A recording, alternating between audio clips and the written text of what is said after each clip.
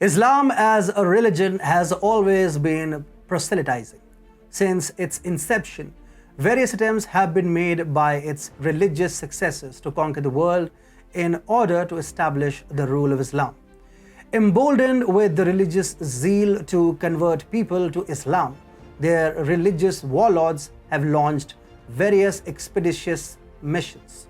With the political theory of Kafir Jihad and Ummah, the Islamic caliphs and their slaves have launched a series of invasions in the South and Southeast Asia. These successive invasions have resulted in mass killing, mass rape, and countless religious conversions. Invaders forcefully converted the Hindu population and enlarged their religious base. The current Muslims of South and Southeast Asia are mostly the converted ones. It is also a universal fact that converted Muslims are more radicalized than original Muslims, and they are more prone to follow stringent religious policies. Hi and welcome to TFI Post. I'm your host Atul Mishra. If you're watching us on YouTube, please hit the subscribe button and press the bell icon to receive all the latest updates. If you're watching us on Facebook, do like and share the video and also subscribe to the page. Let's begin.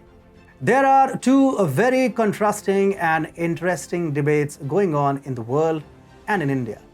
On one hand, dozens of petitions seeking the right to wear hijab have been filed in the secular Republic of India.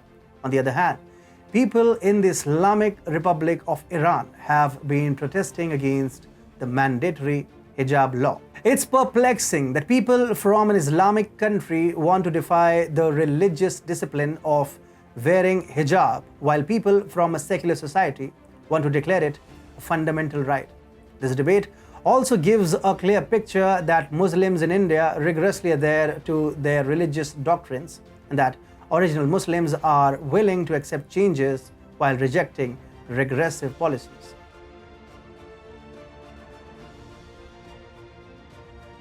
Currently, the Islamic Republic of Iran is going through a mass protest upheaval following the death of a 22-year-old Iranian woman named Mahsa Amini in the custody of morality police. Iranian people are on the street against the government. A large number of women, accompanied by a large male population, are hitting different cities of Iran. They are organizing mass hijab law disobedience and burning every symbol that binds them to the religious dictation.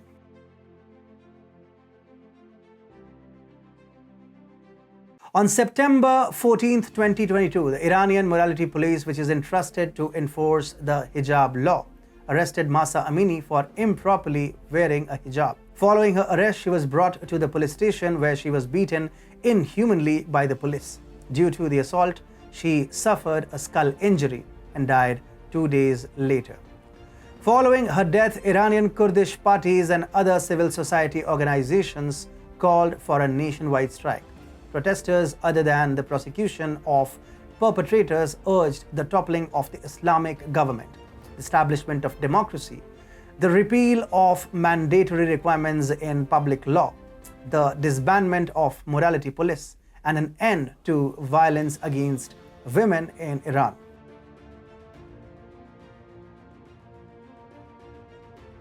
These mass protests are the result of successive coercive religious policy of the Iranian government. Since the Islamic Revolution in 1979, the religious state of Iran has launched endless abuses on its people. Just 2 years after the Islamic Revolution in 1981, the state made it mandatory to wear a hijab. In 1979, Ayatollah Khomeini announced that women should adhere to the Islamic dress code. Although after the protest, the government only made hijab a recommendatory rule. But in 1980, hijab was mandatory in government and public offices. And in 1983, it became compulsory for all women in the country, citizens as well as non-citizens, to wear hijab. The law was in consonance with the fact that during the Islamic Revolution, two slogans grabbed the spotlight. The first says, "Wear a veil or we will punch your head," and the second says, "Death to the unveiled." According to Article 368 of the Iranian Penal Code, a woman who appears in public without the Islamic hijab may be sentenced from 10 days to 2 months in prison or fined 50,000 or 500,000 riyals. The Iranian people have organized several rallies against these repressive religious policies and for the establishment of democracy. Under the Iranian democracy movement, Iranian youths, women rights activists, trade unions, and other civil rights groups have adopted various demonstrations against the present system.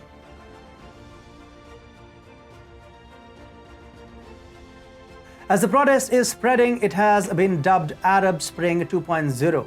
In the early 2010s, a series of similar anti-government protests, uprisings, and armed rebellions were launched in many Muslim Arab countries against monarchical rule.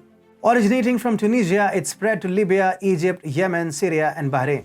The rulers who were deposed by the Arab Spring were Zine el Abidine Ben Ali of Tunisia, Muammar Gaddafi of Libya, Hosni Mubarak of Egypt, and Ali Abdullah Saleh of Yemen. Considering the violent overthrow of these Islamic rulers, the rulers of Saudi Arabia, Kuwait, Qatar, and the UAE followed various reform policies in their own countries. Most of the changes were made in Islamic laws to make them in consonance with the modern society. These reforms provided these countries with a shield to protect their monarchy from the march of people's rule.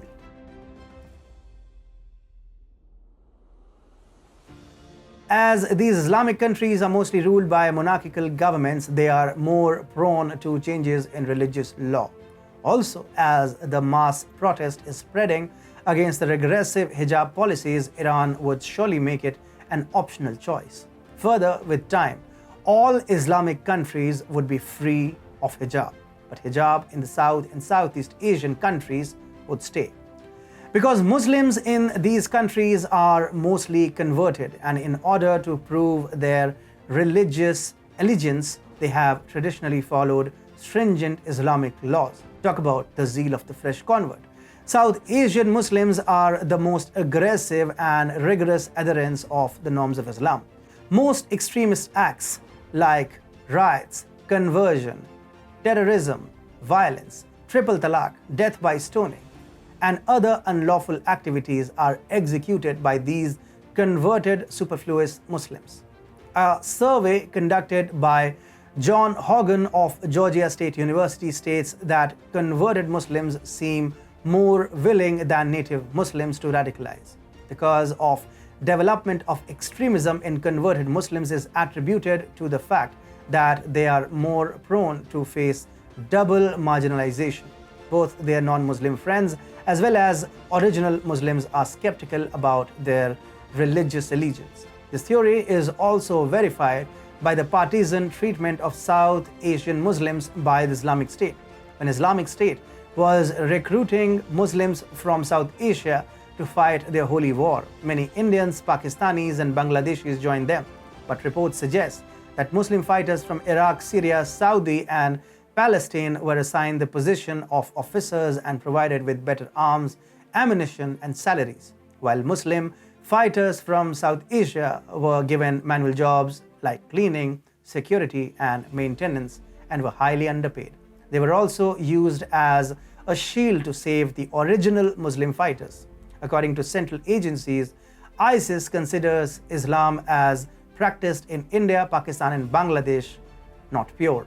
These pure impure partisans of converted and original Muslims of Arab world force South and Southeast Asian Muslims to follow more and more hardline Islam. That is why Muslims in South Asia are more radicalized and backward. Religious extremism prevents them from escaping the archaic mindset. In this modern, evolved society, they want to follow outdated, regressive, and extremist policies. They want their personal laws to prevail over the commonly accepted modern constitutional law based on reasoning. In the debate on hijab, the question prevailing is the same.